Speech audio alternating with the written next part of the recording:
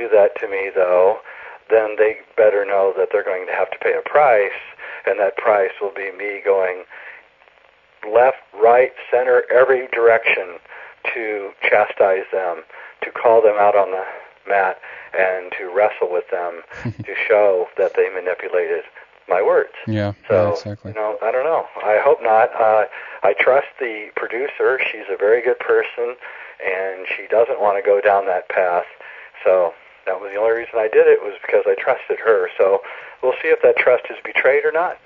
Yeah, and in the end, I feel that anyway, people that can see this with the right eye, as it were, can go beyond that, and hopefully this will spark some interests in your work and in other people's works. Also, I guess that's the main idea here.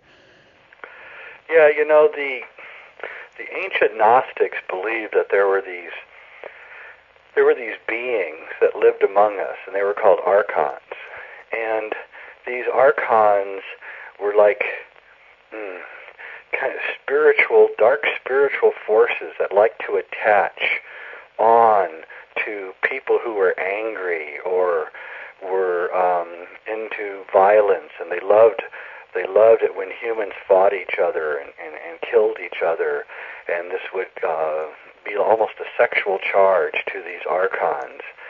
And I don't know if there really are archons or not, but I know that to give in to that kind of fear-mongering is only making us worse.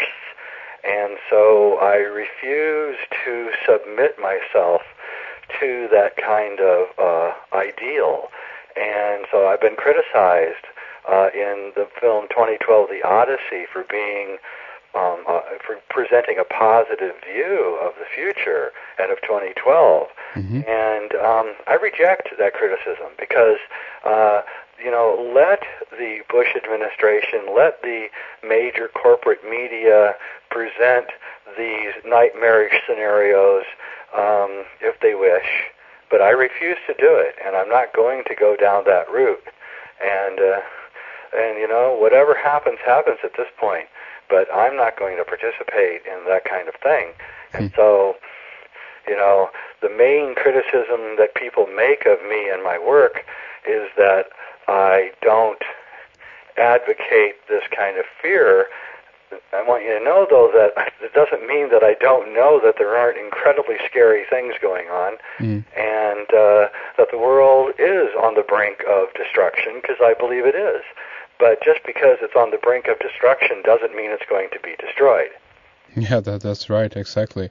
By the way, regarding 2012, The Odyssey, did you get any response regarding, because you have one segment in the film that is about the Georgia Guidestones, very interesting, and many people have looked at this, and here we can take this again as a kind of that dichotomy that you explained, that there's two ways to look at everything here, as it were. Many people that have looked at this see the Guidestones, I guess, as a kind of sinister idea that connects with actually depopulation or mass killing, considering the one of the commandments, as it were, on the stone that talks about to keep humanity under 500 million.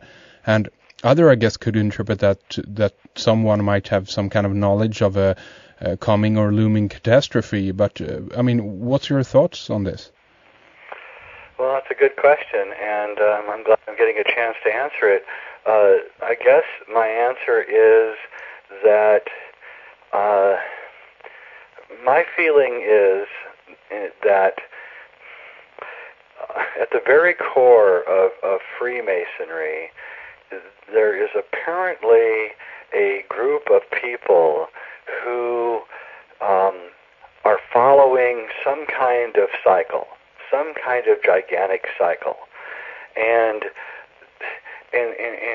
so, the one thing that we did get out of the Georgia Guidestones interview is that the people who built the Georgia Guidestones were Freemasons, and I think that that's what people are missing if they think that we're taking not condemning the Georgia Guidestones. That's not the point of the film. The point of the film is to show the world what the Georgia Guidestones are saying, and to show that there's a Freemasonic connection to the Georgia Guidestones as well as to the Denver airport and the Cross of Henday. So once you realize that and you understand that the Freemasons, maybe not the ones that are alive today, but the ones that used to be around, had an incredibly prescient view of what was going on, and I don't think that they were creating it. I think that they were watching some kind of cycle, and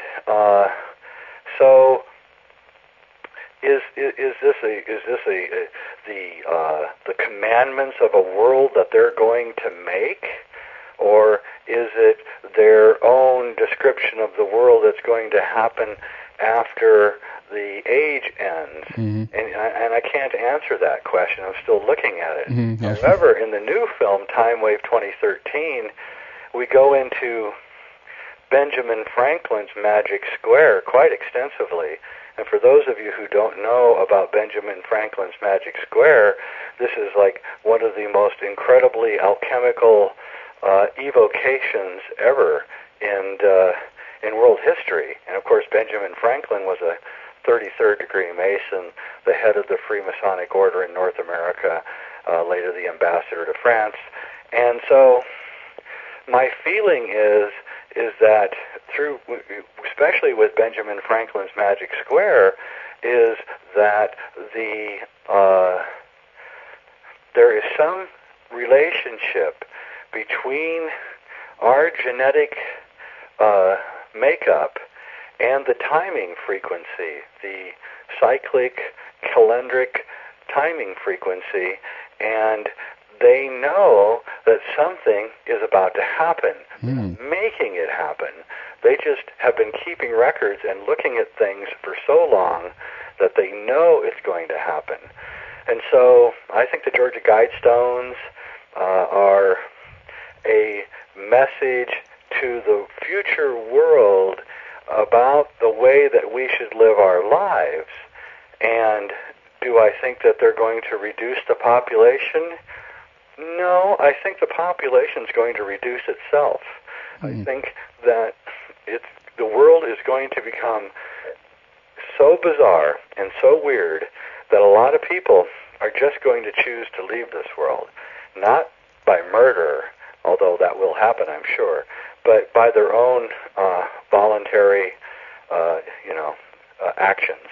And I think that's where we're headed. I think this is what Nostradamus is talking about. I think, and he was probably a Freemason also. And I think that there's a group within the Freemasons who have the ability to cut across the angles of time. And that's really what Time Wave 2013 is about. It's a documentary about time. You know, we in the West, we own space. We can travel to Europe. We can travel to Africa. We own land. All of our mythologies are about how we have the right to own land. But we have no time. We're out of time. And we're reaching the end of time. And the indigenous people, the people in Peru, the Maya Mexicans, the Tibetans in the mountains of the Himalayas, they don't have any space. They don't own the land. They live on the land, but they don't own the land. In fact, owning the land is a completely alien idea to them. But what they have is they have time. They own time. And so they can move forward, and they can move backwards in time. And this is if you were an evolutionist or a Darwinist, then the ability to predict the future would be a great evolutionary driver, because you would know where the herds are next week, where the fish are going to be tomorrow. And your tribe, your village, would thrive and survive because of this peculiar tendency to be able to cut across the angles of time and see the future and the past. And you would know where you're going 10 years from now, 100 years from now, and 5,000 years from now. And this is the great human ability. We all have this ability, but we in the West have let it atrophy.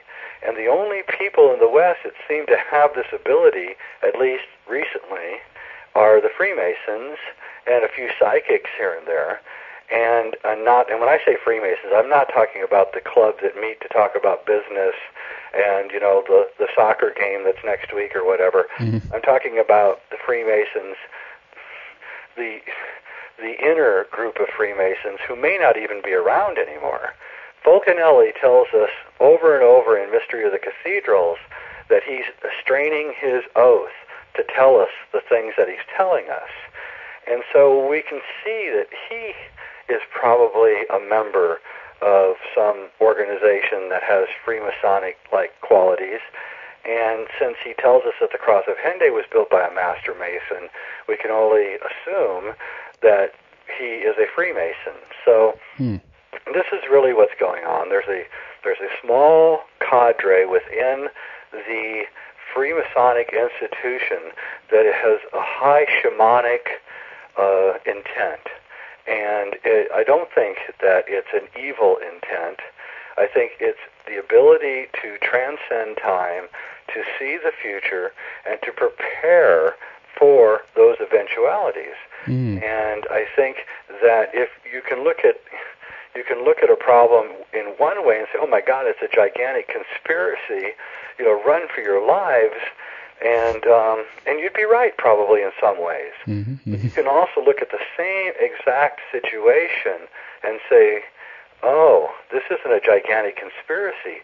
This is the way that things unfold, and some of us, have the ability to foresee something that's going to happen and predict it. But that doesn't mean that we're part of the conspiracy or that whoever made the prediction is part of the conspiracy. You know, a window washer, a guy high up on a skyscraper washing the windows, can see the entire city below him. And when you're down on the ground, you can't.